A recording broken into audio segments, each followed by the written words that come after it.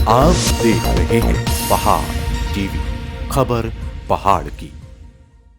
नमस्कार, मैं हूं आपके साथ परिधि जोशी और आप देख रहे हैं उत्तराखंड का सबसे लोकप्रिय डिजिटल न्यूज चैनल पहाड़ टीवी। आइए बुलेटिन की शुरुआत करते हैं उत्तराखंड की बड़ी खबरों के साथ।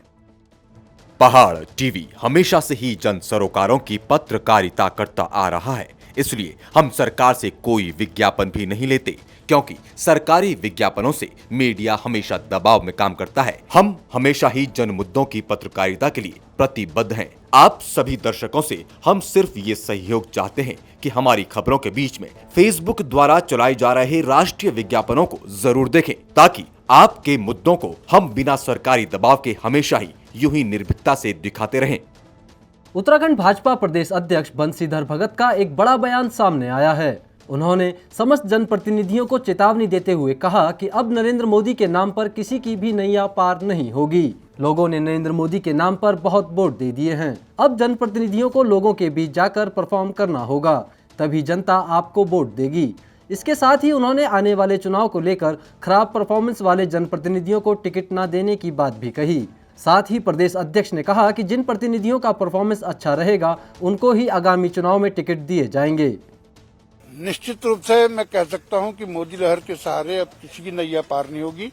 स्वतः मेहनत करनी पड़ेगी, सबको क्षेत्र में जाना पड़ेगा। क्षेत्र में जाकर के लोग मेहनत करेंगे, तब लोग उनको वोट देंगे। अब ऐसा नहीं है कि मोदी के नाम से लोग वोट दे देंगे। बहुत दे दिया मोदी के नाम से वोट। आगे मेहनत स्वयं करनी पड़ेगी, लोगों को खुद क्षेत्र में जाना पड़ेगा। और ये मैंने कहा है कि परफॉर्मेंस सबकी देखेंगे, तभी उनके टिकट होंगे। वहीं कांग्रेस ने भाजपा प्रदेश अध्यक्ष बंशीधर भगत के इस बयान पर चुटकी लेते हुए कहा कि कांग्रेस पहले से जो कहते हुए आई है, आज वही सच प्रदेश अध्यक्ष जी के होठों पर आया है। भाजपा के प्रदेश अध्यक्ष बंशीधर भगत जी अनुभवी व्यक्ति हैं, धरातली व्यक्ति हैं, और उन्होंने बहुत सही समय पर एक सही राय, जो अब टाइम टेस्टेड राय है, भाजपा के विधायकों को दी है कि आप मोदी जी पर ही भरोसा मत करो, आपको अपना काम भी सुधारना चाहिए। काम में भाजपा जीरो है और मोदी जी का करिश्मा भी अब ढलान की तरफ है। तो उत्तराखंड के अंदर भाजपा की पराजय निश्चित है, मगर कांग्रेस को भी उनकी इस सलाह पर गौर करना चाहिए। हमको केवल भाजपा के नकारात्मक कार्यों की वजह से सत्ता में नहीं आना है, बल्कि अपने पॉजिटिव एजेंडे के साथ आना है। बद्रीनाथ राष्ट्रीय राजमार्ग पुरसाड़ी के पास चट्टान का मलबा गिरने के कारण पूरी तरह से बंद हो गया है। एनएच की मशीनें दोनों तरफ से मलबा हटाने में जुट गई हैं। एनएच कर्मियों का कहना है कि सड़क पर मलबा बहुत अधिक मात्रा में गिरा है, जिसको हटाने में काफी समय लगेगा, क्योंकि सड़क के नीचे ग्रामीण बस्ती है, जिसके चलते आवासीय भवनों पर मलबा गिरने का भय बना हुआ है। इस कारण से मलबे को हटाने में परेशानी बनी हुई है। वहीं प्रशासन ने बताया कि फिलहाल संकोट नंदप्रयाग मार्ग होकर वाहनों को भेजा जा रहा है। कोटद्वार कोतवाली पुलिस को बड़ी कामयाबी हाथ लगी। पुलिस टीम ने क्षेत्र के आर्मी कैंटीन के पास चेकिंग के दौरान मादक पदार्थ की तस्करी करने वाले 2 तस्करों को पकड़ा है। तस्करों के कब्जे से 5 लाख की स्मैक व चरस बरामद कर दोनों तस्करों को गिरफ्तार कर लिया गया है। की जो सूचनाएं थी यहाँ पे बहुत दिनों से यहाँ पे जो ड्रग्स के बारे में काफ़ी शिकायतें थी, इस पर हमारी एसएसपी महोदया द्वारा टीम का गठन किया गया था। और उसमें हमारी जो टीम थी, एसओजी की जो टीम थी, उनको कल ये सूचना मिली थी और सूचना के आधार पे हमारे सीओ साहब और जो लोकल थाने की टीम के द्वारा ये जब चेकिंग कर रहे थे, उनके दौरान ये 2 लोग पकड़े गए। और जिसमें से दोनों व्यक्ति को मिला करके एक व्यक्ति के पास 1 किलो 50 ग्राम करीब चरस मिली है और 1000 पुड़िया यानी करीब 98 ग्राम करीब स्मैक मिला हुआ है। और दूसरे व्यक्ति का करीब 500 पुड़िया थी और 500 पुड़िया में से करीब 42 ग्राम स्मैक मिला है और इसकी कीमत करीब बाजार में 5 लाख रुपये की है।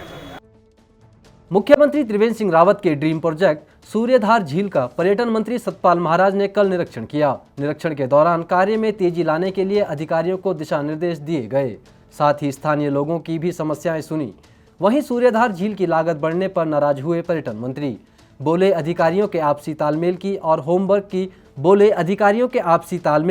होमवर्क में कमी का दिख रहा है अभाव। लागत बढ़ने की होगी जांच। पहले 50 करोड़ में बननी थी योजना, लेकिन अब लगेंगे 64 करोड़।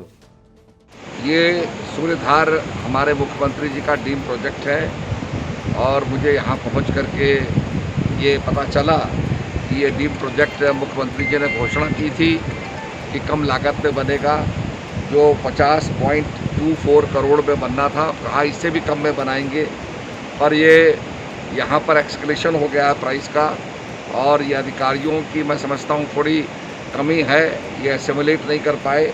अब ये 64.12 करोड़ में बन के तैयार होगा।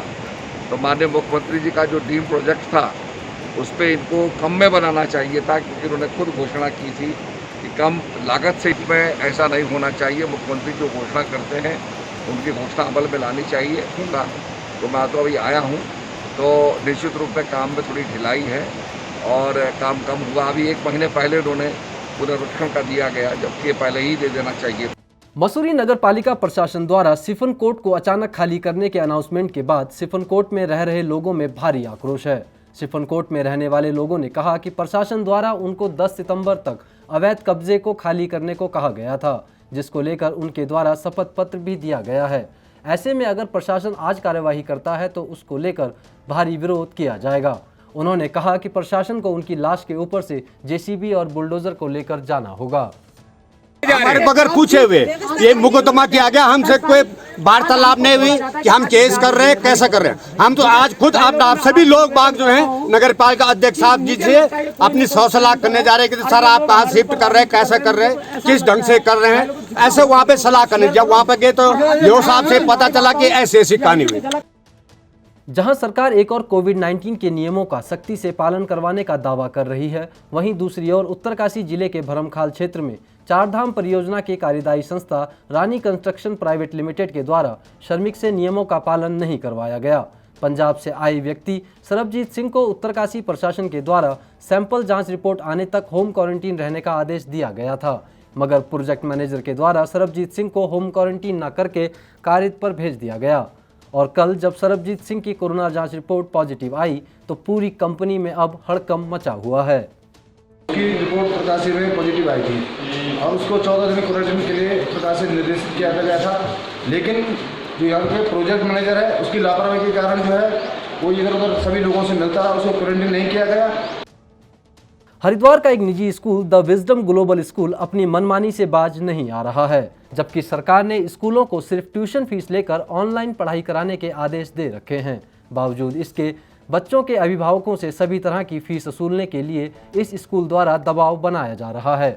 हरिद्वार प्रेस क्लब में एक पत्रकार वार्ता करने पहुंचे अभिभावकों ने स्कूल प्रबंधन पर कई गंभीर आरोप लगाए हैं। स्कूल प्रबंधक स्कूल में बुलाते हैं और बोलते हैं अगर आपने 6 महीने की फ़ीस जमा नहीं की तो आपकी क्लासें ऑनलाइन नहीं चलेंगी, और उसके बाद बोलते हैं कि पत्रकार मेरा क्या बिगाड़ लेंगे, और फिर बोलते हैं कि आप भूल जाइए कि ये देश प्रधानमंत्री नरेंद्र मोदी चला रहा है। सोमवार को हरिद्वार में हुई अखाड़ा परिषद की बैठक के बाद अखाड़ा परिषद के अध्यक्ष आज मुख्यमंत्री से मिलने देहरादून रवाना होंगे। उससे पूर्व आईजी कुंभ संजय गुंजियाल हरिद्वार पहुंचे, जहां उन्होंने अखाड़ा परिषद के अध्यक्ष नरेंद्र गिरी से मुलाकात की। इस दौरान कुंभ मेले के कार्यों को लेकर भी चर्चा की गई। पिंडर क्षेत्र में तेजी के साथ ग्रामीण क्षेत्रों में जंगली जानवरों का आतंक बढ़ता जा रहा है। इस क्षेत्र के अंतर्गत थराली प्रखंड के रत गांव में गत सायं एक व्यक्ति एवं गुरुवार के तड़के देवाल प्रखंड के मल्ला गांव में एक महिला को भालुओं ने बुरी तरह से घायल कर दिया। दोनों का ही अलग अलग चिकित्सालयों में उपचार किया जा रहा है। वैश्विक महामारी कोरोना वायरस के चलते लागू लॉकडाउन की वजह से कई लोगों की नौकरियां चली गई, तो तमाम लोग ऐसे भी थे जिन्हें इस लॉकडाउन के दौरान सैलरी नहीं मिल पा रही है। ऐसे में इन लोगों की परेशानियों को देखते हुए ईपीएफ यानी भारतीय कर्मचारी भविष्य निधि संगठन ने कोविड एडवांस स्कीम की शुरुआत की है, जिसमें अभी तक करीब 30,000 लोग इसका लाभ उठा चुके हैं। हालांकि अनलॉक के इस दौर में जब अब सब कुछ खुल गया है, उस दौरान भी कोविड एडवांस स्कीम को जारी रखा गया है और अभी भी लोग इसका फ़ायदा उठा रहे हैं। ये कोरोना टाइम्स में बहुत सारे लोगों की नौकरियां चली गई और बहुत लोगों को सैलरीज नहीं मिली, क्योंकि इंडस्ट्रीज़ को बंद करना पड़ा लॉकडाउन के चक्कर में। तो सैलरी नहीं मिलना एक बहुत बड़ी समस्या थी। इकोनॉमिक क्राइसिस था, लोगों को अपना घर चलाना था, अपने बच्चों की फ़ीस देनी थी, अपने राशंस वगैरह के लिए भी उनको दिक्कत हो रही थी। तो इसमें एक बहुत अच्छी योजना ईपीएफ लेके आया जिसमें कि कोविड एडवांस का, जिसमें 3 महीने का आपकी जो सैलरी है वो या 75% जो आपका बैलेंस है वो आप निकाल सकते हैं एक सिंपल एप्लीकेशन ऑनलाइन डाल के। तो ये एप्लीकेशन धीरे धीरे हमारे यहाँ आने लग गई और आज जून जुलाई अगस्त, अप्रैल मई जून जुलाई अगस्त में ऑन एन एवरेज 35,000 लोगों ने अप्लाई किया और लगभग 28 से 30,000 लोगों ने प्रोविडेंट फंड से पैसे निकाले हैं और काफ़ी बड़ी संख्या में लोगों ने इसका लाभ लिया है। और हमें बहुत खुशी है इस बात की कि ऐसे समय में जब सबको पैसे की आवश्यकता थी तो हम लोगों ने उनकी आर्थिक सहायता की। उनके ही पैसे हालांकि हैं, लेकिन ऐसे समय पे उनको त्वरित 3 दिन के अंदर निपटारा किया। भारत सरकार के उद्योग व वाणिज्य मंत्री पीयूष गोयल ने ऑनलाइन आत्मनिर्भर भारत बनाने के लिए एक जनपद से एक उत्पाद का चुनाव करने के विषय पर बैठक की है। राज्य सरकार की तरफ से नगर विकास मंत्री मदन कौशिक ने राज्य का पक्ष रखा। इस संदर्भ में भारतीय अर्थव्यवस्था में उत्तराखंड का योगदान बढ़ाने और निर्यात में योगदान वृद्धि के लिए योजना बनाई जाएगी। इसके लिए प्रत्येक जनपद से एक विशेष उत्पाद का चयन किया जाएगा।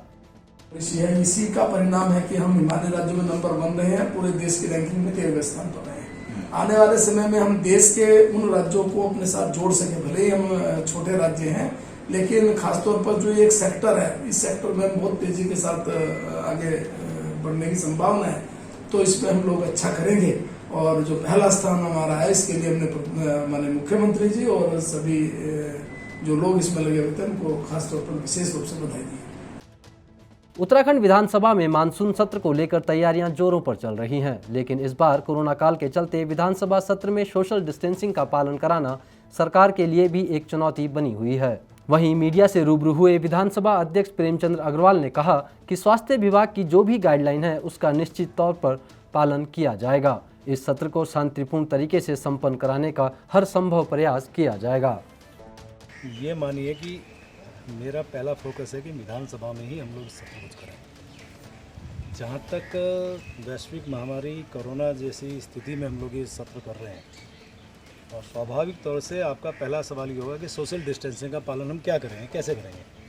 तो उन सारे बिंदुओं पे विचार हम लोग कर रहे हैं। जो सरकार की गाइडलाइंस हैं सुरक्षा के लिए, जो हमारे हेल्थ डिपार्टमेंट की गाइडलाइंस हैं, उसको मद्देनजर रखते हुए हम लोग आप जैसे तमाम साथियों से भी सहयोग की अपील करेंगे, अधिकारियों से भी सहयोग की अपील करेंगे, दर्शकों से भी सहयोग की अपील करेंगे।